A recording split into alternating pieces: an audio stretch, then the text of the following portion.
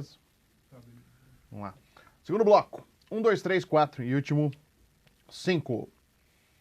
A Bola Não Para está de volta para você aqui no canal de São Paulo, através da Vivo TV, canal 26 Fibra, pelo site do canal de São Paulo, canal sp.com.br, pelo meu canal no YouTube. Se inscreva lá, canal do Fred Júnior, estou esperando você se inscrever também lá no YouTube. Toda semana uma entrevista inédita falando de esporte para você. Estou com o Dr. Murilo Spina, que é fisioterapeuta e também educador físico, contando a sua história ligada a halterofilismo, ao levantamento de peso paralímpico. E eu falava sobre a classificação funcional, né, Murilo? Existiram algumas mudanças. O levantamento de peso também foi cometido por essas mudanças em relação à classificação ou reclassificação de atletas quanto à sua a limitação, né, o que você pode, o que não pode fazer, dependendo do seu grau de ou paralisia, algo que permite você praticar o esporte. No caso do levantamento de peso, como funciona e se teve mudança também? Legal. Então, a gente conseguiu, tivemos mudanças, né? Então, logo após os jogos, sempre existem as mudanças e as adequações, né? Tá. Ainda bem que existem as atualizações, para que a gente consiga acompanhar, né? E a tecnologia vem ajudando a gente nesse sentido, né? Então, se a gente pegar os primeiros jogos, né? Dentro lá do Hospital de Estocolmo Mandeville, a classificação era uma classificação extremamente médica, né? Então era por diagnóstico médico. Então hoje a gente evoluiu, hoje a classificação a gente chama até de classificação esportiva, não usa muito mais o termo de classificação funcional, a gente acaba adotando mais como classificação esportiva, então ela é baseada em evidências e teve uma atualização para todas as modalidades. O levantamento de peso também teve, mas foram mudanças sutis que não tivemos impacto direto para alguns atletas. Por quê? Porque ela difere das outras modalidades. Tá. A gente costuma brincar que o levantamento de peso paralímpico é uma das modalidades mais inclusivas do movimento. Porque na mesma competição e na mesma categoria, a gente tem diversas deficiências, diversas sequelas. Tá. Então, na classificação nossa, ela acaba tendo o objetivo de analisar o atleta para saber se ele pode ou se ele não pode competir. Sim. Então, de maneira mais simples. Então, assim, se ele tem a deficiência e se ele tem um grau de deficiência que ele possa entrar no movimento paralímpico. Tá. Né?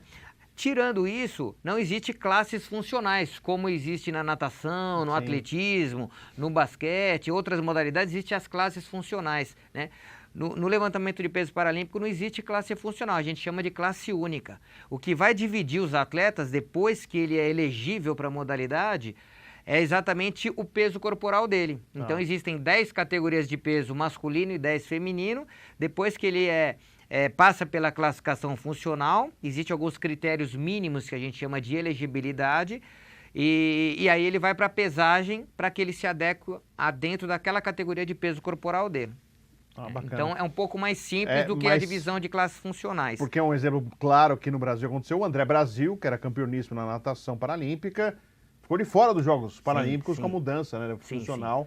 Ele foi colocado como se fosse um nadador, entre aspas, olímpico, né? Não paralímpico. A gente tem alguns atletas que a gente chama, no caso que nem do André, de borderline, né? Sim. São os atletas que estão no limite, no limite da categoria, e se é uma classe, né, de entrada, então qualquer alteração e qualquer alteração na regra pode afetar. Então a gente teve alteração da regra do levantamento de peso, então os atletas de baixa estatura, né, por exemplo, com o nanismo, 80% deles têm deficiência de extensão do antebraço, do cotovelo, né? E essa perda de extensão compromete o movimento. Então, na regra antiga, acima de 20 graus de limitação de extensão, ele seria inelegível, ele não poderia competir.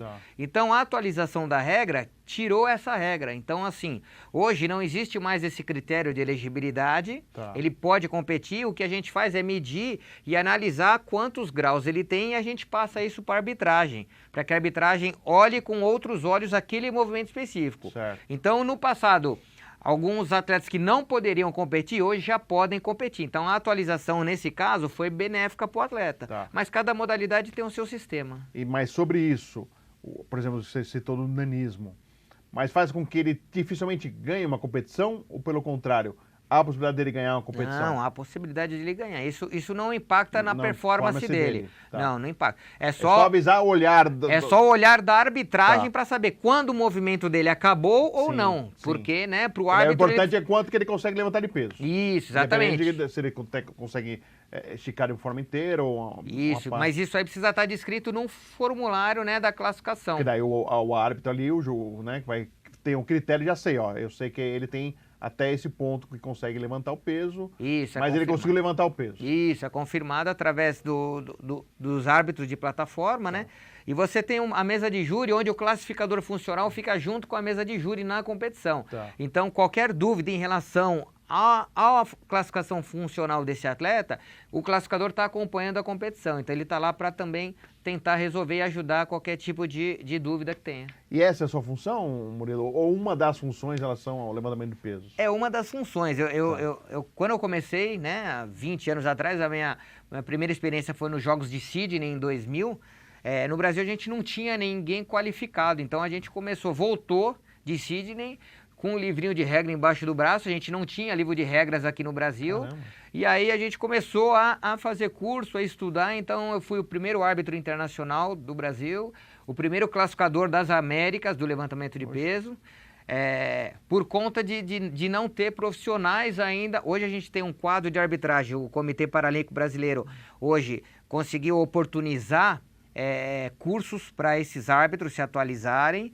Então a gente tem hoje um quadro de arbitragem internacional. A gente teve agora em Tóquio 3 árbitros brasileiros representando a arbitragem brasileira. Então a nossa arbitragem hoje em competições, desde as nossas competições regionais, é um quadro de arbitragem bem completo e muito capacitado. Um quadro internacional. Internacional. A gente tem os árbitros nacionais também que trabalharam inclusive nos Jogos do Rio, junto com a arbitragem internacional. Então a gente tem um quadro de árbitro hoje de 22 a 25 árbitros que atuam nas nossas competições, estão sempre passando por qualificações técnicas. A gente tem árbitro nosso categoria 1 que dá curso pelo Comitê Internacional para a formação de novos árbitros. Então, normalmente, qual é a formação desse árbitro do levantamento de peso? No seu estilo, fisioterapia, educação física? Geralmente é educação física para o quadro de arbitragem. Para a parte de classificação funcional, médico, fisioterapeuta, ou que seja um profissional de educação física que mostre que está já trabalhando com esporte paralímpico já há algum tempo, né, e que tenha uma expertise também nessa área. E o comitê, a gente tem cursos oferecidos, né? E esses cursos acabam dando oportunidade para que essas pessoas comecem a trabalhar com esporte paralímpico e comecem a evoluir nos estudos e assim se especializar cada vez mais. Então hoje a gente tem uma área de publicações científicas nacional muito grande, que antigamente a gente não tinha. Então a gente tem grandes pesquisadores hoje que focam só no esporte paralímpico. Bem interessante, bem legal e bem importante sobre isso.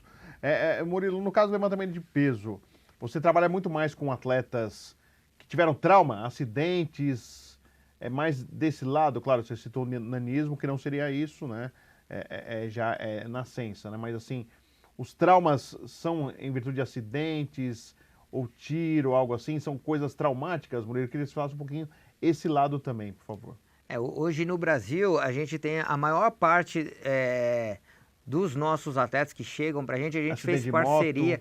A gente fez parceria, para você entender todo o contexto de a gente fazer a captação de atletas, porque a gente está preocupado, a gente conseguiu fomentar aqui agora... o esporte. Isso, a gente conseguiu agora a primeira medalha de ouro do movimento, da modalidade, que foi da Mariana, ainda o feminino, né? A gente tinha... A primeira medalha foi no Rio com o Evânio, uma prata. Então a gente conseguiu agora, a Mariana conseguiu o ouro. Então a primeira medalha de ouro da modalidade e de uma mulher, né?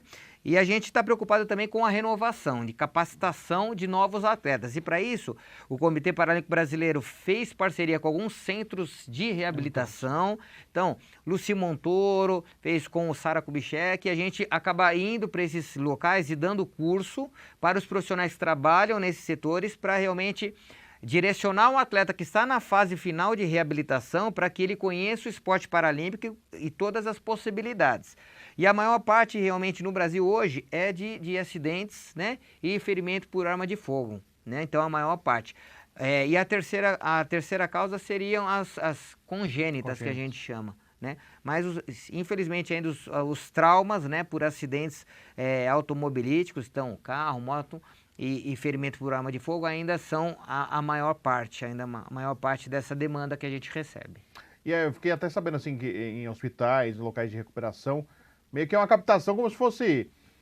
você vai num local e vê um modelo, você não quer ser modelo e tal. A captação é dessa forma, assim, de chegar e conversar, particularmente, olha, você não tem interesse, e aí mostra alguma coisa para que se há um interesse da pessoa em querer praticar, mais ou menos por aí, né? Um olhar clínico ali de observar, falar, acho que é ali que eu conseguiria... Quem sabe um atleta pode surgir dali, né? A Paralimpíada surgiu assim, né? Sim. Dentro do hospital de Stockmann Mandeville, quando um hospital, né, focado para atender os pacientes voltados da guerra, né? E no setor de reabilitação, então foi introduzido o esporte como reabilitação, então é isso que a gente fez. A gente acabou voltando para as origens um pouco, indo nos setores de reabilitação, fazendo essa parceria e capacitando esses profissionais que trabalham no setor de reabilitação para que ele tenha um olhar mais clínico e que ele consiga observar potencialidades em alguns pacientes e mostrar para esse paciente que existe também as possibilidades também tanto do esporte de alto rendimento, mas também esporte para inclusão, né? Para qualidade de vida, né? Porque não precisa ser um atleta paralímpico, mas pode, através do esporte, ter uma condição de viver melhor, né? Isso, manter a atividade física focada para a saúde, né? Poxa, bem bacana mesmo. Como que você está vendo esse movimento paralímpico, né, Murilo? Agora com mais espaço na mídia, né, uma maior divulgação, ainda falta, claro, patrocínio, apoio, a gente sabe que financeiramente é difícil, não é fácil.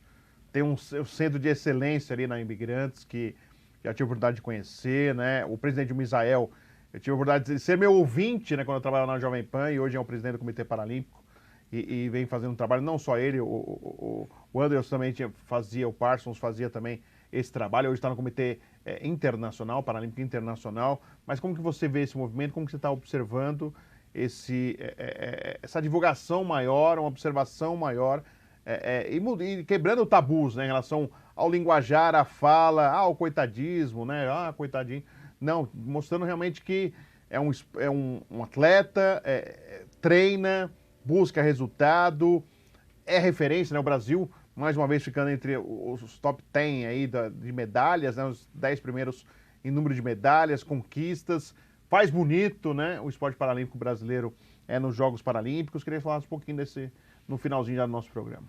Eu acredito que, assim, os próprios resultados, né, dos atletas acabam divulgando, né, essa modalidade e o desporto paralímpico no Brasil com o próprio resultado. Então, a gente brinca que, assim, tem ainda uma frase que a gente usa que quando começa os Paralímpicos, né, a gente fala que aqui é medalha todo dia. E realmente é mesmo, verdade. É medalha todo dia, né? É literalmente medalha todo dia. Então, o próprio resultado deles acaba apresentando um pouquinho e divulgando mais, né? E por conta das mídias sociais, então todo atleta hoje tem a sua mídia social, ele mesmo acaba repercutindo mais, divulgando mais, as pessoas acabam conhecendo mais sobre o esporte paralímpico e com isso os espaços acabam se abrindo, as portas acabam se abrindo, né? O Comitê Brasileiro também acabou apoiando desde do presidente Andro, né? E agora com o presidente Misael. Então, assim, um apoio total aos atletas. Então, nessa fase de pandemia, foi fechado o Centro Paralímpico da Imigrante, então só atendeu o pessoal que estava no caminho de Tóquio. Então, a gente não teve problema de atleta ficar, né? A gente teve 2 casos de atletas, né? Um de atleta e um da comissão técnica. Então, assim, o resultado foi espetacular. Então, a gente tem um departamento de saúde lá que trabalha com excelência. Os atletas que estavam recebendo as suas bolsas continuaram recebendo as suas bolsas. Então, o apoio dos patrocinadores da Caixa, da Petrobras, então, assim, fazem muita diferença para os atletas. E, assim, o comitê pagou uma premiação, que foi a maior premiação paga até hoje por medalha, né? Então, a gente brinca e falou, então, chegando próximo de um jogador de futebol que ganha por mês, eles conseguiram receber aí, né, um valor bem interessante em relação à medalha. Então, isso daí ajuda o atleta a querer mais, a se empenhar mais e aí, consequentemente, as portas vão se abrindo com os resultados, né? Murilo, poxa, é um prazer falar com você agora pessoalmente. Você foi muito gentil, me ajudando ali com os boletins. Boa sorte, parabéns pelo trabalho, que você faz parte dessa engrenagem que vem fazendo agora sucesso, está aparecendo. Já fazia sucesso, mas sem o olhar do público, e agora vem mostrando realmente toda essa competência. Boa sorte para você. Obrigado. Até a próxima. Valeu, agradecendo o Murilo Spina, fisioterapeuta, professor de educação física, ligado ao Comitê Paralímpico Brasileiro e também é ligado ao levantamento de peso paralímpico, participando do programa Bola Não Para, que volta semana que vem com mais um convidado inédito para você. Até a próxima!